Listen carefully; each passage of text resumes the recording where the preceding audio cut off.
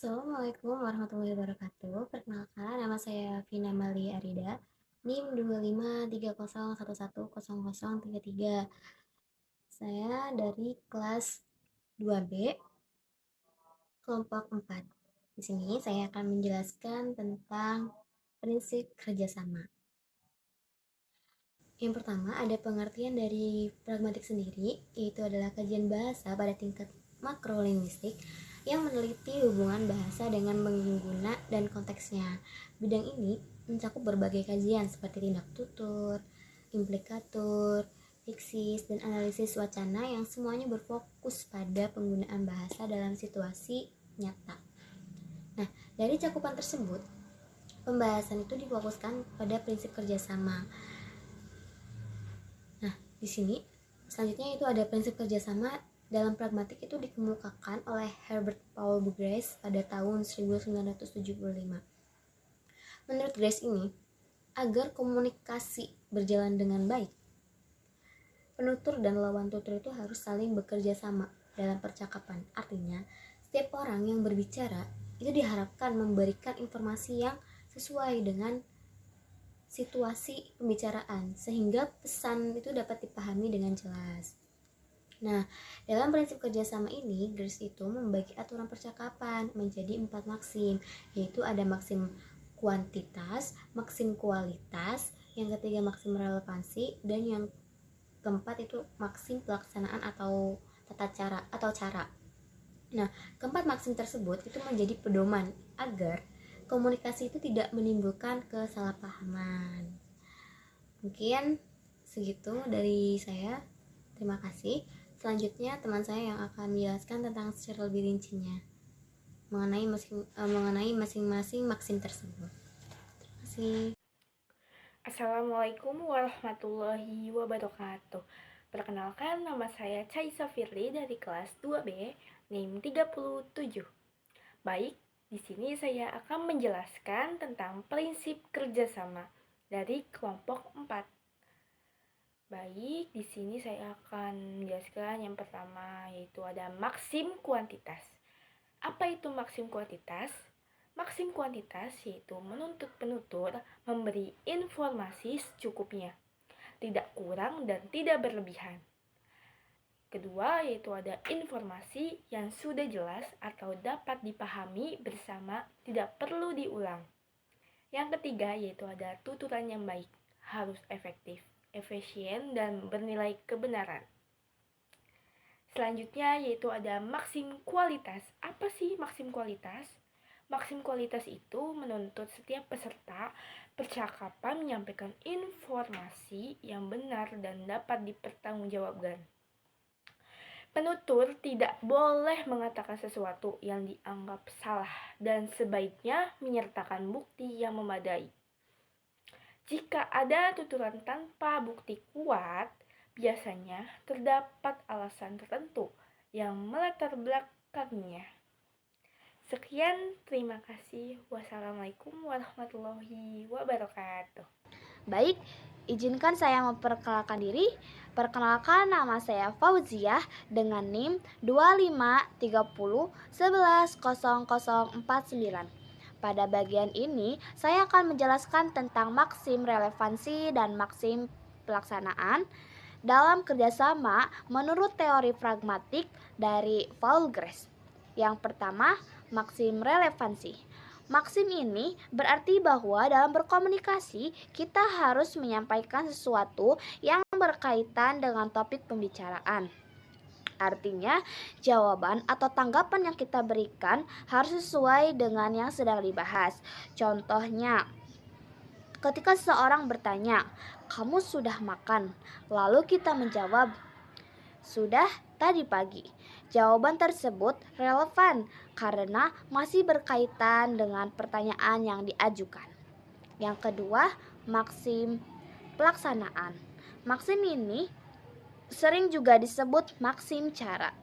Maksim ini menekankan bahwa pesan yang kita sampaikan harus jelas, tidak berbelit-belit, dan mudah dipahami oleh lawan bicara. Contohnya, ketika memberi petunjuk arah, sebaiknya dijelaskan secara jelas dan singkat agar tidak menimbulkan kebingungan. Kesimpulannya, bahwasanya maksim relevansi menuntut kita untuk berbicara sesuai dengan topik, sedangkan maksim pelaksanaan menuntut kita untuk menyampaikan pesan secara jelas dan teratur agar komunikasi berjalan dengan baik. Sekian dari saya lanjutkan kembali kepada rekan saya. Assalamualaikum warahmatullahi wabarakatuh. Perkenalkan, nama saya Nurina Sofa, NIM 2530110065, kelas 2B kelompok 4. Ini saya akan menjelaskan tujuan prinsip kerjasama. Yang pertama yaitu ada mengetahui apa saja yang termasuk ke dalam prinsip kerjasama. Tujuan ini bertujuan agar seseorang memahami bahwa dalam percakapan terdapat aturan tidak tertulis yang membuat komunikasi berjalan dengan lancar. Prinsip kerjasama membantu penutur dan mitra tutur saling memahami maksud pembicaraan dengan mengetahui maksim kuantitas, kualitas, relevansi, dan pelaksanaan. Seseorang dapat menyampaikan informasi dengan tepat sehingga tidak menimbulkan kesalahpahaman dalam komunikasi. Yang kedua yaitu ada mengetahui bagaimana pelaksanaan maksim. Tujuan ini menekankan pentingnya memahami cara menerapkan setiap maksim dalam percakapan sehari-hari.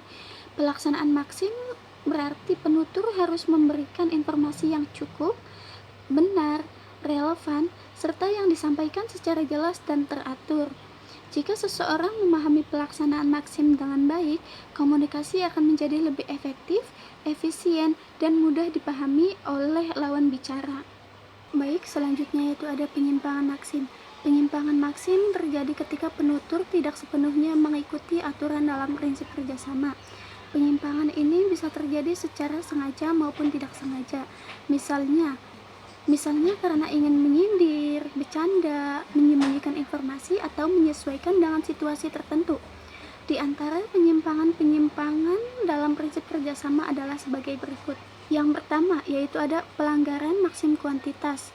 Maksim ini terjadi ketika penutur memberikan informasi yang terlalu sedikit atau terlalu banyak dari yang dibutuhkan.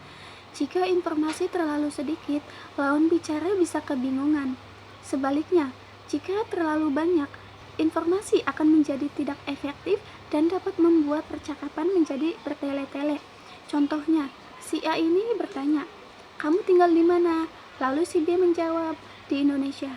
Nah, jawaban si B ini terlalu sedikit informasinya karena tidak menyebutkan kota atau asal daerah si B itu. Selanjutnya yang kedua yaitu ada pelanggaran maksim kualitas. Maksim ini terjadi ketika penutur mengatakan sesuatu yang tidak benar atau tidak memiliki bukti yang jelas.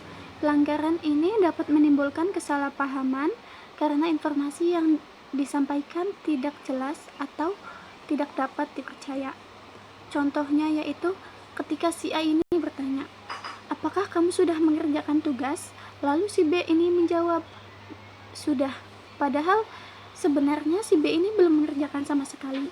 Penjelasan si B ini memberikan informasi yang tidak benar sehingga melanggar maksim kualitas. Yang ketiga yaitu pelanggaran maksim relevansi. Maksim ini terjadi ketika tanggapan yang diberikan tidak berkaitan dengan topik pembicaraan. Hal ini dapat membuat percakapan menjadi tidak fokus dan sulit dipahami oleh lawan bicara. Contohnya yaitu ketika si A ini bertanya, "Apakah kamu sudah makan?" Lalu si B menjawab, "Besok ada ujian matematika loh." Nah, penjelasan si B ini tidak ada hubungannya dengan pertanyaan yang diajukan oleh si A. Yang keempat yaitu ada pelanggaran maksim pelaksanaan. Maksim ini terjadi ketika penutur menyampaikan pesan secara tidak jelas, terbelit-belit, atau ambigu. Akibatnya, lawan bicara bisa salah menafsirkan maksud dari pembicaraan tersebut. Assalamualaikum warahmatullahi wabarakatuh. Perkenalkan, saya Gilang Rizky Ramadan, NIM 253011069, kelas 2B, kelompok 4. Di sini saya akan menjelaskan tentang ketaatan terhadap maksim. Bentuk ketaatan atau observing maksim adalah dengan berujar atau berkomunikasi sesuai dengan ketentuan yang dijelaskan dalam tiap-tiap maksim yang telah dijelaskan di atas. Ketaatan terhadap maksim berarti seseorang berkomunikasi sesuai aturan percakapan yang baik Artinya saat berbicara kita mengikuti prinsip agar komunikasi berjalan lancar dan mudah dipahami. Jika seseorang menati maksim, maka ia akan yang pertama memberikan informasi yang cukup, tidak terlalu sedikit, tidak terlalu banyak. Contohnya, jika ada yang bertanya di mana perpustakaan, bisa dijawab di lantai 2. Misalnya, jawaban ini cukup jelas dan tidak berlebihan. Yang kedua, mengatakan hal yang benar. Informasi itu harus jujur dan berdasarkan fakta, tidak berbohong atau mengada-ngada. Contohnya, jika tidak tahu jawaban lebih baik mengatakan saya tidak tahu. Yang ketiga, memberikan informasi yang relevan. Jawaban harus sesuai dengan topik yang dibicarakan. Contoh pertanyaannya, jam berapa kelas dimulai? Jawabnya jam 8 pagi. Yang keempat, berbicara dengan jelas, tidak berbelit-belit, tidak membingungkan, dan mudah dipahami. Contohnya menggunakan kalimat yang sederhana dan langsung ke inti. Intinya ketaatan terhadap maksim membuat komunikasi efektif dan tidak menimbulkan salah paham.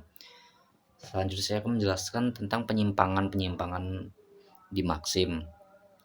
Penyimpangan maksim terjadi ketika seseorang tidak mengikuti aturan percakapan tadi yang saya jelaskan. Hal ini bisa terjadi sengaja atau tidak sengaja. Penyimpangan ini disebut pelanggaran maksim. Nah, pelanggaran maksim juga ada beberapa jenisnya. Yang pertama, pelanggaran maksim kuantitas terjadi ketika seseorang memberikan informasi terlalu sedikit atau terlalu banyak. Contohnya pertanyaan di mana kamu tinggal? Jawabannya di bumi. Jawaban ini terlalu sedikit dan tidak spesifik atau memberikan penjelasan yang terlalu panjang dan tidak perlu.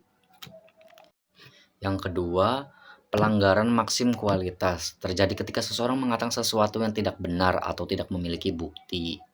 Contoh, mengatakan sesuatu yang jelas bohong atau dibuat-buat, misalnya padahal belum belajar tetapi mengatakan saya sudah belajar semua.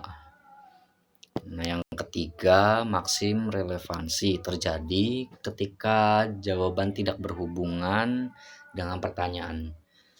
Contoh pertanyaannya, apakah kamu sudah makan?